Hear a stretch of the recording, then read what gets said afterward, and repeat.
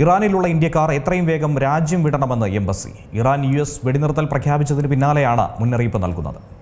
ഇറാനിൽ ഇപ്പോഴും തുടരുന്ന ഇന്ത്യക്കാർ നിലവിലെ പശ്ചാത്തലത്തിൽ എത്രയും വേഗം ഇറാൻ വിടണം, എംബസിയുമായി ബന്ധപ്പെടണം, എംബസി നിർദ്ദേശിക്കുന്ന മാർഗങ്ങൾ ഉപയോഗിക്കണം എന്നതായിരുന്നു നിർദ്ദേശം നൽകിയത്.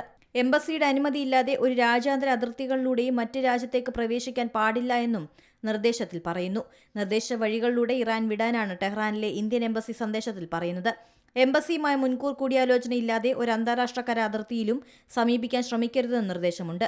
ഇന്നലെ ഇറാനിൽ കനത്ത ആക്രമണം നടത്തുമെന്ന് ട്രംപ് പ്രഖ്യാപിച്ച സാഹചര്യത്തിലും ഇന്ത്യൻ എംബസി നിർദ്ദേശം നൽകിയിരുന്നു. 48 മണിക്കൂർ സുരക്ഷിത സ്ഥാനങ്ങളിൽ തന്നെ കഴിയണമെന്നും ആക്രമണം നടക്കാൻ സാധ്യതയുള്ള സ്ഥലങ്ങളിൽ നിന്ന് ഒഴിഞ്ഞു നിൽക്കണമെന്നും നിർദ്ദേശിച്ചു. 2 ആഴ്ചത്തെ വെടിനിർത്തൽ കരാർ അംഗീകരിക്കുന്നതായി USഉം ഇറാനും വ്യക്തമാക്കിയിരുന്നു. കരാർ ഇസ്രയേൽ അംഗീകരിച്ചതായി വൈറ്റ് ഹൌസും അറിയിച്ചു. International desk Zee Malayalam news. ഏറ്റവും പുതിയ വാർത്തകളും വിശേഷങ്ങളും വിരൽ തുമ്പിലറിയാൻ സീ മലയാളം ന്യൂസ് എല്ലാ ഡിജിറ്റൽ പ്ലാറ്റ്ഫോമുകളിലും ലഭ്യം.